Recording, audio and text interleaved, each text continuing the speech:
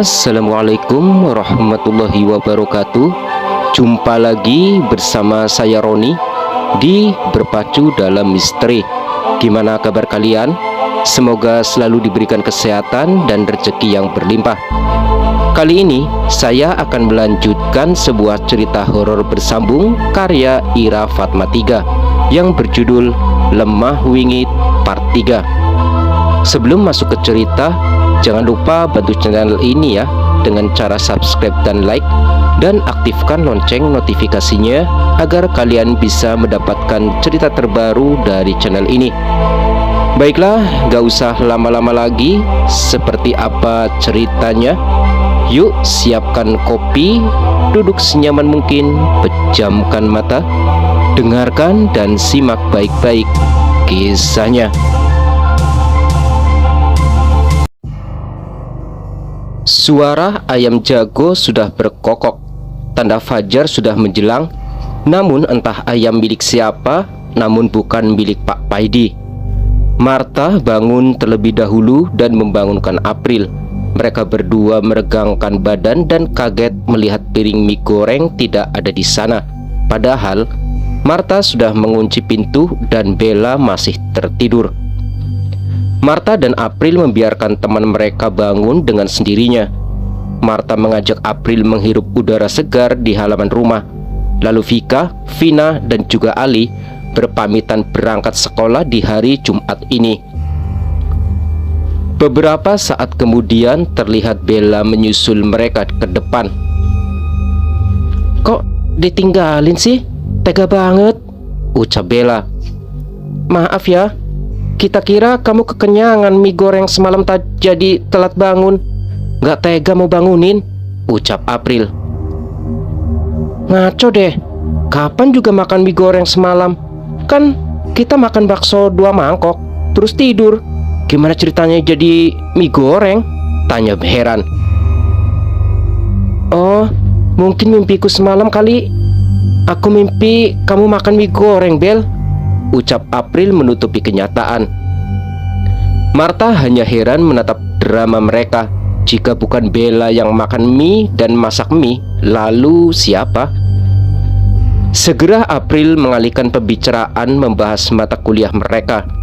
Dari depan pintu terlihat Pak Paidi akan berangkat kerja dan berpamitan kepada Bu Aisyah. Setelah itu menyapa Martha dan teman-temannya, lalu berangkat membawa mobil. April melihat salah satu adik kembar Martha ada di sana.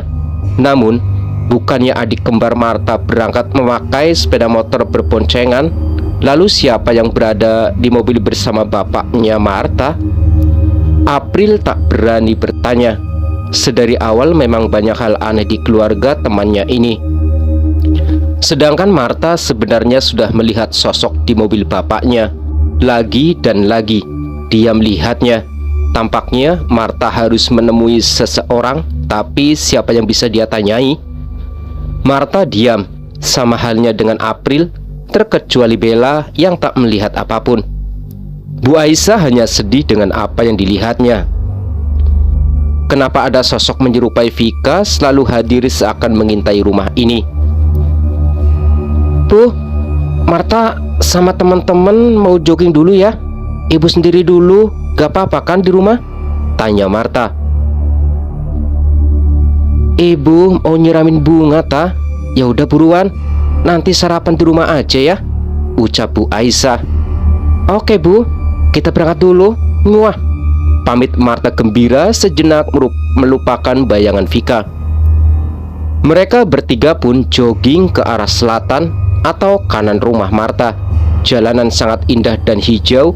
Hembusan udara masih sangat sejuk, belum bercampur polusi.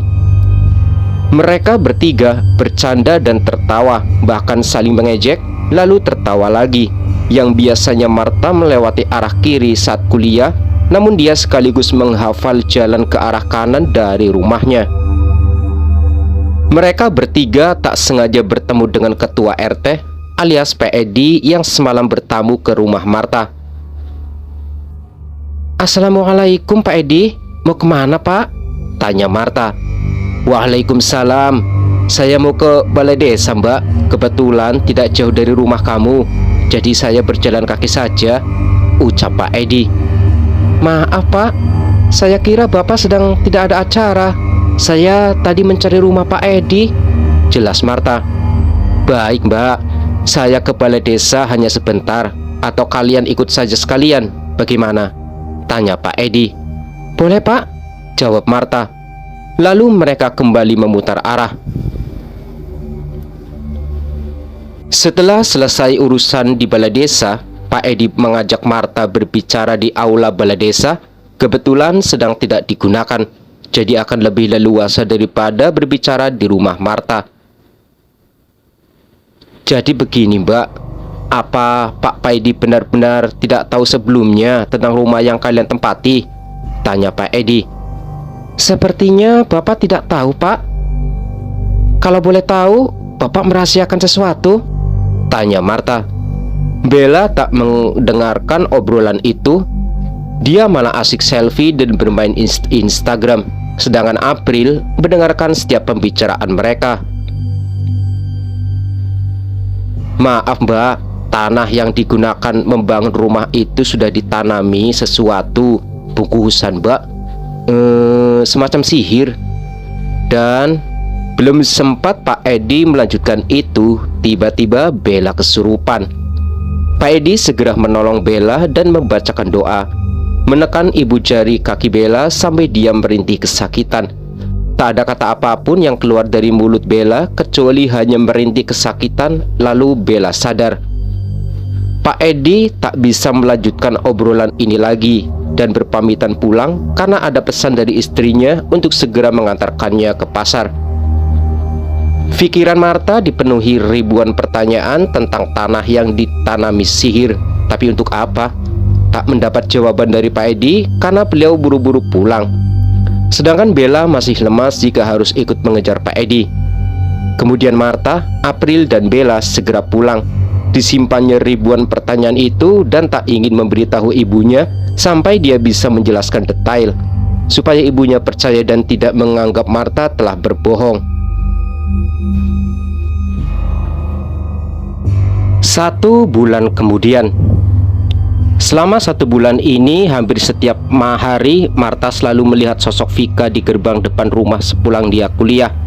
Marta berpikir jika sosok itu mungkin saja hantu yang mengganggu dan numpang lewat. Mungkin kebetulan wajahnya mirip dengan Vika. Selama 1 bulan ini pula Pak Edi belum berkunjung lagi. Bahkan Marta belum bisa mengunjungi rumah Pak Edi karena sedang banyak tugas kuliah. Hingga suatu hari, Bu, Marta berangkat dulu. Assalamualaikum. Oh iya Bu, nanti Marta pulang jam 4 sore sama Bella. Ibu masak yang enak ya, pinta Marta sebelum berangkat kuliah. Iya Ta, hati-hati. Waalaikumsalam, jawab Bu Aisyah yang nampak lesu. Kenapa sih Ibu? Kan di rumah ada Vika, Vina sama Ali. Kok Ibu lemes gitu? Sakit? Tanya Marta. Enggak kok, Ibu belum makan. Ibu masuk dulu ya. Bu Aisyah segera masuk. Begitupun Marta bergegas ke kampus. Bu Aisyah nampak kelelahan. Setelah makan, dia memutuskan untuk istirahat di kamar. Oh iya, kalian bertiga jangan keluar rumah ya. Ibu mau istirahat. Ibu sedikit pusing, ucap Bu Aisyah pada Vika, Vina, dan Ali yang duduk di ruang tamu bermain game. Iya Bu, Ibu istirahat saja. Kalau butuh apa-apa, panggil kami di sini ya Bu, jawab Ali. Bu Aisyah mengangguk dan berjalan menuju kamar. Perasaan Bu Aisyah sedang tak enak, hatinya gelisah, namun dia tak tahu apa sebabnya. Bibirnya pucat, namun dia tak merasakan apapun selain mengantuk dan sedikit pusing. Ketiga anak Bu Aisyah yang sedari tadi duduk main game pun merasa lelah. Mas Ali tidur dulu ya di sini. Kalian kalau mau tidur ke kamar aja deh, ucap Ali. Ya, gak ada temennya main dong. Vika mau buat tahu skripsi ya. Ntar kalau udah mateng, Vika bawa ke sini. Mas Ali pasti bangun, ucap Vika. Ya iyalah, jangan menyia-nyiakan makanan gratis. Tanya Ali sambil mencubit pipi Vika. Kemudian Vika pergi ke dapur untuk membuat tahu kripsi, sedangkan Ali merebahkan badannya. Saat itu Vina mendapat telepon dari temannya yang bernama Leona. Leona adalah teman sebangku Vina saat masih SD. Karena Leona pindah keluar kota, maka mereka tidak satu sekolah lagi. Vina pun kangen dengan Leona karena lama tak berjumpa. Vina membangunkan Mas Ali untuk pamit keluar sebentar. Namun Ali tak mau bangun. Dia begitu lelap. Sedangkan Vina tak sabar ingin bertemu Leona. Maka Vina menulis memo dan menempelkannya di meja ruang tamu.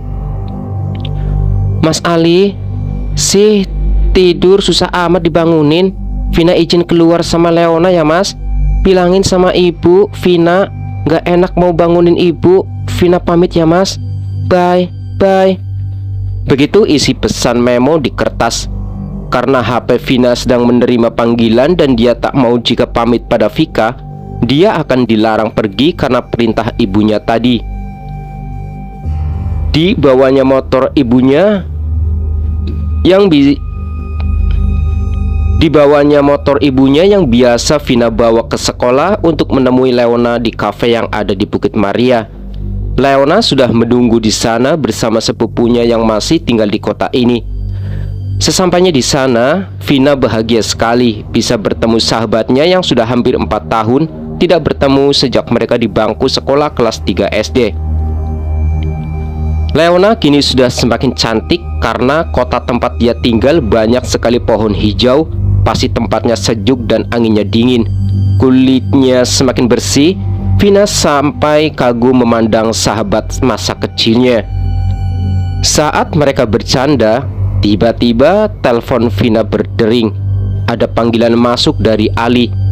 Karena ibu mencari Vina untuk segera pulang, sedangkan Mas Ali ingin berangkat ke lapangan voli bersama tetangga di rumah mereka yang lama. Vina pun berpamitan kepada Leona untuk segera pulang. Namun di tengah jalan, ban motor Vina kempes. Leona dan sepupunya menghampiri mereka. Ban kamu kempes? Apa bocor? Tanya Leona. Gak tahu nih. Terus gimana? Tanya Vina. Coba tanya warga sekitar. Ada tukang tambal ban di mana? Bentar deh, aku aja yang tanya, ucap Leona. Leona turun dari motornya dan bertanya kepada sekelompok ibu-ibu desa yang asik bergosip. Maaf Neng, di sini nggak ada tukang tambal ban. Di desa sebelah ada, setelah Gapura ya, kanan jalan. Nanti ada spanduknya kok, jawab salah satu ibu penggosip.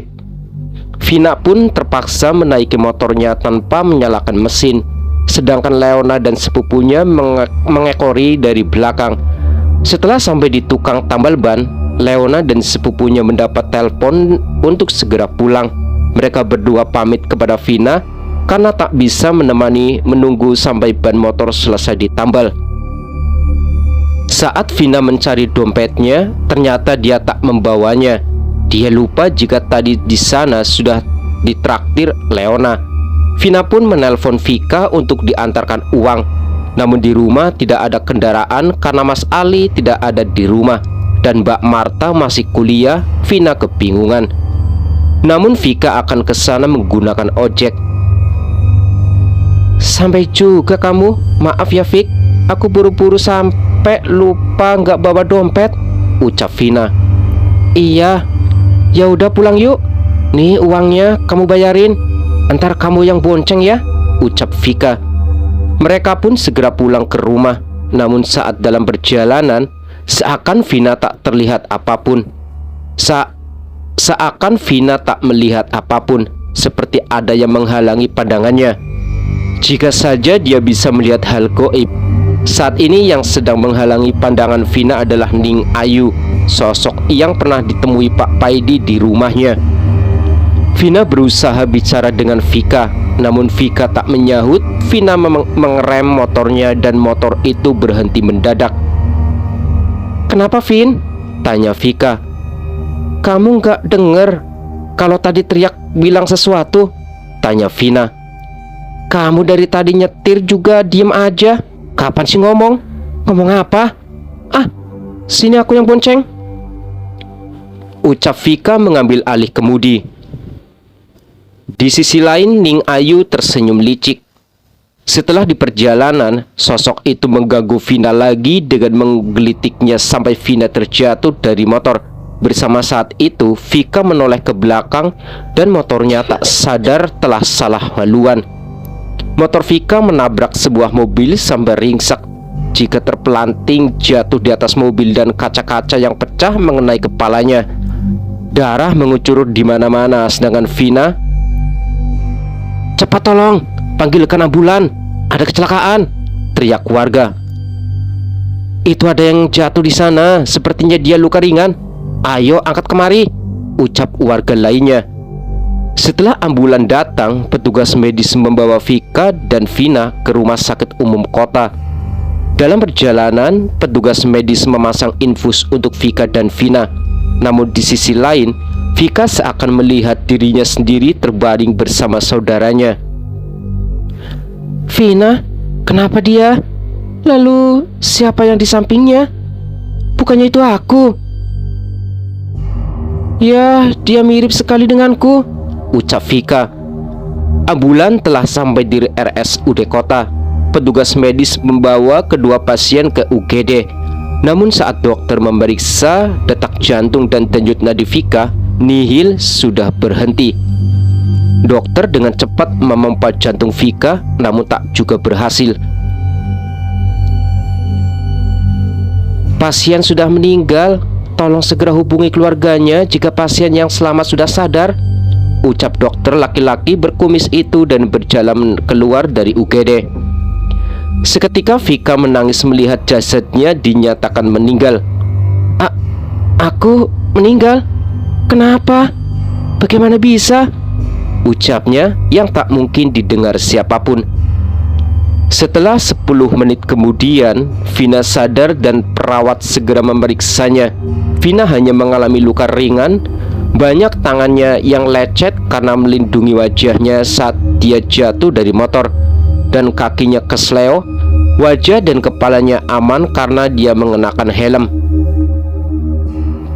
"Mbak, bisa hubungi keluarga? Mbak baru saja mengalami kecelakaan," ucap perawat muda di sampingnya. "Iya Mbak, di mana saudara saya?"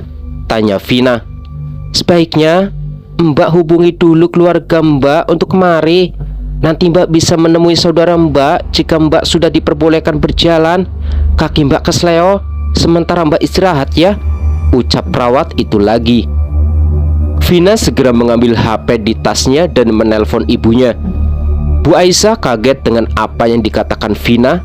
Bu Aisyah segera menelpon Marta untuk segera pulang dan menjemput Bu Aisyah sebelum mereka ke RSUD kota. Marta segera izin kepada dosen untuk pulang lebih awal. Setelah Marta menjemput ibunya, Marta segera ke RSUD kota. Setelah sampai di depan meja resepsionis, Marta menanyakan pasien kecelakaan atas nama Vina. Marta diarahkan ke UGD dan segera berjalan di sana. Bau-bauan obat menyeruak di seluruh penjuru ruangan. Marta sedikit pusing mencium bau obat yang menyengat meski tidak begitu penting. Namun beginilah suasana di rumah sakit manapun. "Vina, kamu gak apa-apa kan? Semuanya luka, ya Allah. Kenapa bisa seperti ini, Vin?" tanya Bu Aisyah kepada Vina. Lalu Vina menjelaskan semua kejadian sampai saat dia terjatuh. Dia tak tahu lagi bagaimana keadaan Vika karena di UGD tak ada saudaranya di sana. "Vin, kamu istirahat dulu ya sama ibu. Mbak Marta mau nanyain Vika ke petugas yang jaga UGD," ucap Marta sambil meninggalkan Vina dan ibunya.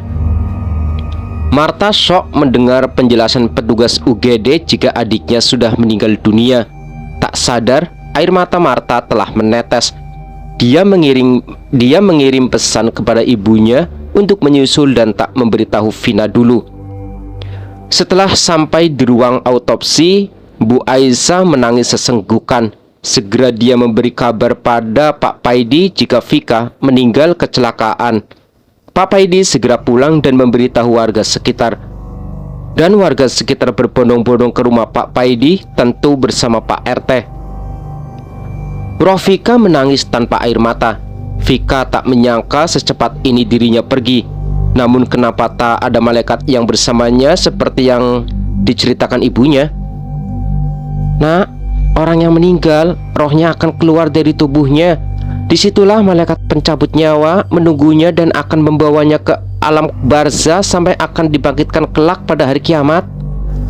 Kata-kata Bu Aisyah masih dia ingat betul. Jika bingung, dia harus bagaimana? Dia harus kemana? Sementara dia semakin takut melihat banyak roh gentayangan di rumah sakit umum daerah saat ini. Vika memilih mengikuti kakaknya, Marta. Kemanapun kakaknya pergi, Vika akan ada di sisinya. Sesampainya jenazah Vika di rumah, banyak tetangga yang sudah menyiapkan pemandian terakhir, menyiapkan lembaran putih pakaian terakhir Vika, dan juga beberapa ibu-ibu lainnya mengaji surat Yasin di ruang tamu. Ali sudah berada di rumah bersama bapaknya. Mereka menangis lirih dengan apa yang terjadi pada anaknya. Bu Aisyah semakin yakin sosok yang sering dilihat Marta dan juga dirinya bukanlah hantu. Mungkin Corin Vika yang mengingatkan mereka jika dalam waktu dekat Vika akan meninggal dalam keadaan berlumuran darah. Jenazah Vika sudah diurus dan siap diantar ke peristirahatan terakhirnya, makam desa. Ning Ayu melihat semua itu lantas tertawa puas. Dia tak akan membiarkan penghuni rumah ini bahagia dan bebas memakai tempat tinggalnya. Setelah jenazah dimakamkan, para tetangga meninggalkan pemakaman. Kecuali Pak Edi, beliau ingin berbicara beberapa hal di kediaman Pak Paidi. Setelah mereka sampai di rumah, Pak Paidi mempersilahkan Pak Edi berbicara padanya. Maaf, jadi begini Pak, saya dengar dari Mbak Marta bahwa Bapak belum pernah bertemu dengan pemilik lama rumah ini. Benar begitu? Tanya Pak Edi to the point. Ya, itu benar. Saya terima beres saja. Ada apa Pak? Tanya Pak Paidi heran. Pemilik asli rumah ini sebenarnya sudah meninggal karena hal goib. Anaknya tak ingin menempati rumah ini lagi. Setahu saya, rumah ini tidak pernah dijual. Mungkin Bapak membelinya dari anak beliau, ucap Pak Edi. Saya tidak tahu. Teman saya hanya mengirim foto dan saya cocok, jawab Pak Edi.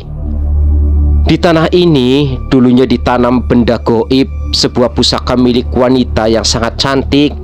Namun pusaka ditanam dengan tujuan supaya penghuni tanah ini semua terkena musibah dan tanah ini tidak laku dijual. Pak Bayu dan Bu Ismi adalah pemilik rumah ini. Mereka berdua meninggal kecelakaan di depan balai desa. Ada anak indigo dulunya yang menguak kasus ini, namun dia juga menjadi tumbal sampai meninggal juga, ucap Pak Edi.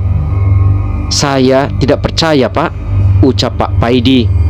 Baik Pak, tapi saya sarankan segera cari di mana benda itu ditanam dan buang ke laut supaya tidak terjadi malapetaka. Saya memang ustadz, namun saya tidak bisa membantu banyak selain memberikan informasi dan doa. Pusaka itu ditanam di salah satu kamar rumah ini. Baik Pak, saya permisi. Assalamualaikum. Pamit Pak Edi. Jadi saya harus bongkar semua kamar? Yang benar saja Pak, ucap Pak Paidi kesal dengan RT sok tahu itu. Meskipun dalam ingatannya dia pernah bertemu sekali dengan sosok perempuan yang dimaksud Pak Edi, tapi soal pusaka Pak Paidi tidak akan percaya begitu saja. Jika musibah datang, nyatanya semuanya lancar saja. Kematian Vika hanya kecelakaan, tidak harus dikaitkan dengan hal mistis. Bu Aisyah dan Marta tak sengaja mendengar semua itu. Bu, apa mungkin wanita penunggu pusaka yang ditanam itu bangkit karena Bapak menyimpan benda keramat? Marta pernah tahu, Bu, jika benda keramat diminati banyak jin yang ingin menempatinya. Tapi Marta gak yakin sih. Marta akan buang semua saat Bapak nggak ada. Marta janji, Bu, ucap Marta tegas. Bu Aisyah masih menangis, kemudian memeluk Marta, anak sulungnya yang biasanya susah tidur, susah diatur. Dia yang akan menyelidiki dan menyelesaikan semua. Doa ibu bersamamu, Ta, ucap Bu Aisyah. Marta pun menangis. Sulit diterima jika kematian seseorang secepat ini, namun apa yang bisa dilakukan selain mendoakannya? Dalam lubuk hati Marta dan Bu Aisyah sangat sulit mengikhlaskan kepergian Vika. Bahkan sosok yang sering mereka temui di depan gerbang rumah, di mobil, maupun di kamar Vika, sosok itu tak menampakkan diri sejak sehari sebelum Vika meninggal dunia. Hati Marta sedih bukan main, namun dia tak ingin selalu larut dalam kesedihan. Fotonya bersama Vika, bahkan masih banyak beberapa ikat rambut Vika yang sering dipakai Marta dan tertinggal di kamarnya. Dia simpan rapi sebagai kenangan terindah adiknya. Bu, Marta ke kampus dulu ya. Assalamualaikum, pamitnya. Waalaikumsalam, Ta. Hati-hati di jalan ya. Selalu istighfar dan banyak berdoa, jawab Bu Aisyah. Iya, Bu. Lalu Marta pamit ke kampusnya. Setelah dia melajukan motornya ke kampus, serasa Marta sedang membonceng seseorang, namun dia sedang mengendarai motor sendirian. Mungkin ini hanya perasaannya saja. Marta menepis perasaan itu dan segera menambah kecepatan untuk sampai kampusnya. Setelah sampai di kampus, Ta, maaf ya, kita berdua belum bisa ke rumah kamu. Kamu yang sabar ya. Pasti Vika bahagia di sana, ucap April dan diangguki Bella. Iya, makasih ya. Doain aja buat Vika, jawab Marta. Di sisi lain, Vika hanya bisa menangis menahan rasa sakit yang masih dirasakannya. Dia belum tahu cara memberitahu kakaknya maupun seluruh keluarganya jika Vika sebenarnya belum benar-benar pergi. Mereka bertiga pun segera menuju kelas mereka. Suasana kelas saat ini sunyi. Semua teman sekelas Marta hanya diam membeku. Mungkin mereka tak ingin gaduh karena menghormati Marta yang masih berduka. Tak lama kemudian, dosen mereka datang. Baik, hari ini saya akan mengadakan kuis. Siapa yang tidak belajar akan mengikuti kelas sampai akhir. Siapa yang bisa menjawab akan saya persilakan pulang terlebih dahulu, ucap dosen. Lalu kuis pun dimulai. Beruntung bagi Marta dan juga April, dia bisa menjawab kuis dan diperbolehkan pulang. Sementara Bella kalah cepat dengan teman yang lain. Dia pun harus mengikuti kelas sampai selesai. Ta, kita kemana dulu yuk? Sekalian hibur kamu biar nggak kepikiran Vika terus, ucap April. Mau nggak nemenin aku cari orang pintar? Mau nggak nemenin aku cari orang pintar? Tanya Marta. Ngapa dicari? Kita ke ruang dosen aja, kan tinggal pilih, Ta, jawab April konyol. Ah, kamu sengaja ya biar aku ketawa, jawab Marta tersenyum. Nah gitu dong. Ya udah, aku temenin. Kita berangkat sekarang yuk. Udah tahu tujuannya kan? Tanya April. Belum. Aku sempat nanya sama penjaga kampus, tapi lupa. Nanya lagi yuk. Kita cari ke kantin aja. Mungkin penjaga kampus lagi di sana. Hobinya kan makan, ajak Marta sambil tertawa. Akhirnya mereka berdua mendapatkan alamat salah satu paranormal yang mungkin sedikit bisa memberi jawaban. Namun di sisi lain, Vika seakan tak ingin mengikuti Marta. Tapi bagaimana jika dia tersesat dan tak menemukan Marta lagi? Aku akan ikut ke sana, tapi aku mau tunggu di luar aja yang agak jauh. Aku takut di rumah paranormal pasti punya jin perewangan. Ya kalau baik, kalau jahat gimana? Ucap Vika. April tahu daerah itu masih satu kecamatan dengan rumah neneknya. maka April akan membonceng Martha dengan motor Martha dan meninggalkan motor April di parkiran kampus. Cukup lama mereka mencari alamat dan sekarang mereka sudah menemukan rumah paranormal yang dimaksud penjaga kampus, namanya Ki Rogo. Ki Rogo cukup terkenal sehingga banyak tamu yang datang ke rumahnya untuk menyelesaikan permasalahan. Baik buruk, Ki Rogo akan menasihati sebelum membantu mereka melalui jin yang sedari kecil mengikuti Ki Rogo. Jika baik, Ki Rogo akan segera membantu sepenuh hati. Jika buruk, dia akan menawarkan pasiennya untuk membuat perjanjian sendiri dengan jin. Ki Rogo tidak akan ikut campur dalam hal buruk. Dia hanya perantara memanggil jin sesuai permasalahan pasien. Meski agak takut, namun Martha dan April sudah berniat menyelesaikan masalah rumah Martha. Dengan sangat hati-hati, mereka berdua melangkah menuju pintu dan mengetuknya 2 kali. "Mari, silakan masuk, Mbak. Silakan duduk. Akan saya panggilkan Ki Rogo terlebih dahulu," ucap Abdi di rumah Ki Rogo.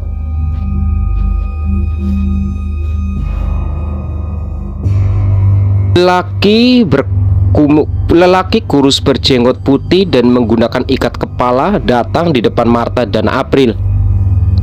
"Perkenalkan, nama saya Ki Rogo. Ada yang bisa saya bantu, Mbak?" tanyanya. Awan yang cerah kini terlihat terselimuti awan hitam. Sejak pertama Martha dan April menginjakkan kaki di rumah Ki Rogo, keadaan masih baik-baik saja. Namun beberapa menit Martha memulai ceritanya, cuaca mulai berubah. April yang awalnya mengangguk dan menggenggam tangan Martha, kini dia mulai gelisah dan menggigiti bibir bawahnya. Rofika masih di luar. Dia tak tahu apa yang terjadi di rumah itu. Nanti jika kakaknya membahas dengan temannya, Vika juga akan tahu sendiri apa jawabannya dari tujuan kakaknya kemari. "Saya akan membantu Mbah Martha. Menurut penerawangan saya, pusaka yang ditanam di rumah kamu ada di salah satu kamar yang tidak kalian gunakan untuk tidur. Hanya ada beberapa rak saja dan juga koper. Lalu, apa bapak kamu menyimpan benda keramat di sana?" tanya Ki Rogo sambil menjelaskan. Martha mengangguk dan memberitahukan bahwa benda-benda itu membangkitkan aura jahat pusaka yang ditanam. "Pusaka yang ditanam itu hanya akar pemilik rumah kacau balau. Pekerjaan dan rumah tangganya hancur. Namun ini sudah terjadi pada pemilik lama rumah itu. Jika pusaka itu ditemukan sejak lama sebelum kalian tempati, tidak akan ada hal seperti ini, bahkan kematian adikmu," jelasnya. "Apa? Kematian adik saya?" tanya Martha kaget membelalak. "Ya, adikmu belum saatnya mati. Rohnya berkeliaran. Kamu harus menolongnya dan bawa rohnya kepada Ustadz agar dibukakan pintu menuju alam roh," ucap Ki Rogo. "Lalu di mana roh adik saya?" tanya Martha. "Dia mengikutimu setiap hari. Dia menunggu kamu di luar rumah ini, Mbak. Saya akan membersihkan rumah kamu 2 hari lagi," ucap Ki Rogo. "Fik, ya Allah. Lalu saya harus bagaimana sekarang, Ki?" tanya Martha. "Cari Ustadz A untuk menolong adikmu. Roh yang tertinggal di alam manusia lama-lama bisa menjadi jin. Dia harus segera dibukakan jalan, karena kematian adikmu bukan garis Tuhan," jelas Ki Rogo. "Baik, Ki, saya permisi. Mohon diterima niat baik saya," pamit Martha dengan menyodorkan amplop coklat. "Tidak usah, Mbak. Jika pekerjaan saya selesai, kamu bisa kemari membayarnya," ucapnya. Martha dan April berjalan meninggalkan rumah Ki Rogo. Sesampainya di ujung jalan, Martha celingukan mencari sesuatu. "Cari apaan, Ta?" tanya April. "Vika, di mana dia sekarang?" "Udah, dia pasti tahu kita di sini. Kita cari Ustadz yuk," Atau mau ke rumah Pak RT kamu itu? Dia kan Ustadz desa. April memberi kode. Enggak, orang lain saja. Aku kasihan sama Vika. Jika ada tetangga yang tahu dia meninggal tak wajar, ucap Marta menaiki motornya. Ya udah, kita ke Masjid Agung saja. Semoga di sana kita bisa bertemu dengan Ustadz masjid. Gimana? Lagi-lagi April memberi ide. Yuk, aku yang bonceng ya, ucap Marta bersemangat. Rofika tak tahu apa tujuan kakaknya setelah keluar dari rumah paranormal. Dia mencari Ustadz di Masjid Agung Kota. Sesampai di Masjid Agung Kota, Marta dan April sholat berjamaah dengan jemaah lain. Setelah sholat selesai, mereka menunggu Ustadz yang masih berzikir sampai selesai. Sedangkan Rofika hanya diam di samping Marta. Saat Marta memainkan HP, ada orang mendatanginya. Assalamualaikum warahmatullahi wabarakatuh, ucapnya. Waalaikumsalam Ustadz, ucap Marta terbata-bata. Kalian menunggu saya? Tanyanya. Marta dan April mengangguk dan menyalami Ustadz. Saya Marta, ini teman saya April. Apa boleh kami minta tolong kepada Ustadz? Tanya Marta. Saya akan membantu dengan senang hati. Saya Ustadz Imron, ucapnya berwibawa. Apakah berkaitan dengan gadis di sampingmu? Tanya Ustadz. Maksud Ustadz April? Tanya Marta. Oh bukan, mungkin kalian tak melihatnya.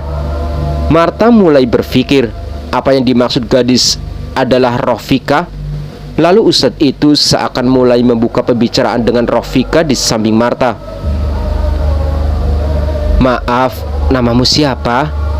Tanya Ustadz pada seseorang yang tak bisa dilihat. Rofika hanya diam, kebingungan dan menatap kakaknya dengan takut. Apa kamu ingin menyampaikan sesuatu?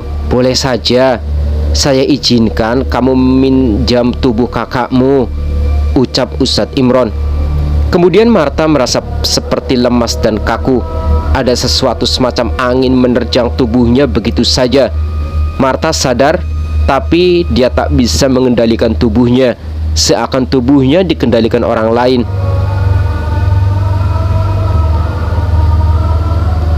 Ada yang ingin disampaikan? Tanya Ustadz Imron. Marta memegang kedua matanya dan mengucap berkali-kali. Lalu dia merasa kakinya mengejang. Tubuhnya bergetar hebat dan dadanya sesak seperti dipenuhi udara. Tenggorokannya sangat kering, tak mampu berkata-kata. Matanya mulai berkunang-kunang, namun kesadarannya utuh. Kemudian Ustadz Imron membaca doa dan meletakkan telapak tangan kanannya di atas kepala Marta seakan mencabut sesuatu. Bismillahirrahmanirrahim. Permisi Mbak Marta, ucapnya. Samar-samar Marta dan April melihat kepulan asap putih seperti asap vapor keluar dari atas kepala Marta dan semakin ke atas, menembus atap masjid dan menghilang. Nita, minum dulu, ucap April memberikannya air mineral.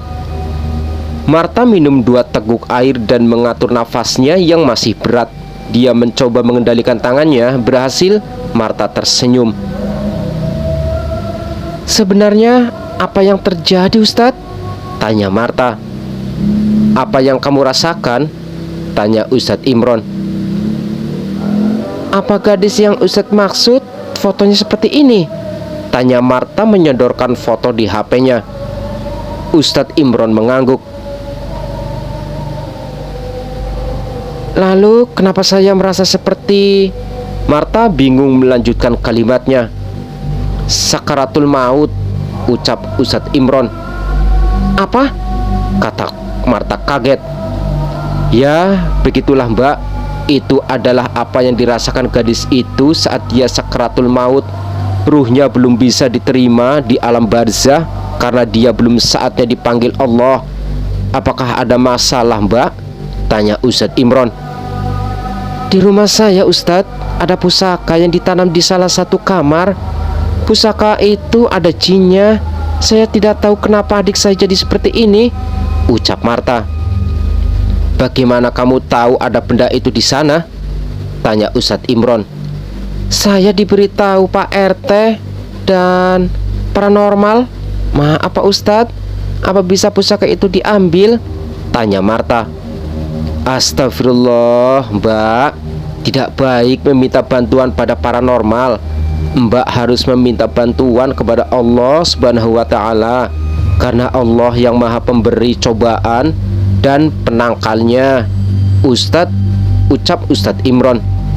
Benar Ustadz, tapi bagaimana saya bisa mengambil pusaka itu? Tanya Marta. Pusaka yang ditanam akan hilang dengan sendirinya secara gaib, tapi ada 2 syarat. Setiap hari kalian sekeluarga harus membaca Al-Quran, memohon kepada Allah, dan letak di mana pusaka itu ditanam harus digunakan sholat fardu, juga sunnah. Ucap Ustadz Imron. Baik Ustadz, tapi mohon kepada Allah Mbak, insya Allah semua masalah akan selesai. Ucap Ustadz Imron. Lalu beliau pamit, salam kepada Marta dan April, lalu melangkah keluar dari masjid. Kalau gini cara ceritanya, tetap aja susah. Aku yakin kamar yang dimaksud itu kamar yang dipakai banyak bapak nyimpen benda keramat. Kalau kamar sholat pasti udah hilang pusakanya. Ini aja sampai bikin Vika meninggal. Bapak pasti nggak mau dengerin omonganku. Aku mesti gimana? Ucap Marta frustasi. April menenangkan Marta, sepertinya memang harus menunggu jawaban Kirogo. Baru setelah kamar itu aman, Marta harus berbicara pada Pak Paidi untuk menukar kamar sholat jika Pak Paidi bersikeras tak mau membuang benda keramatnya.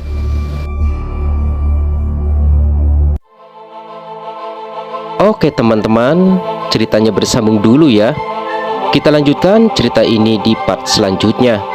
Jangan lupa bantu channel ini dengan cara subscribe dan like, dan aktifkan lonceng notifikasinya agar kalian selalu mendapatkan cerita terbaru dari channel ini. Terima kasih sudah mendengarkan dan menyimak videonya. Selamat malam, selamat beristirahat. Saya Roni undur diri. Wassalamualaikum warahmatullahi wabarakatuh.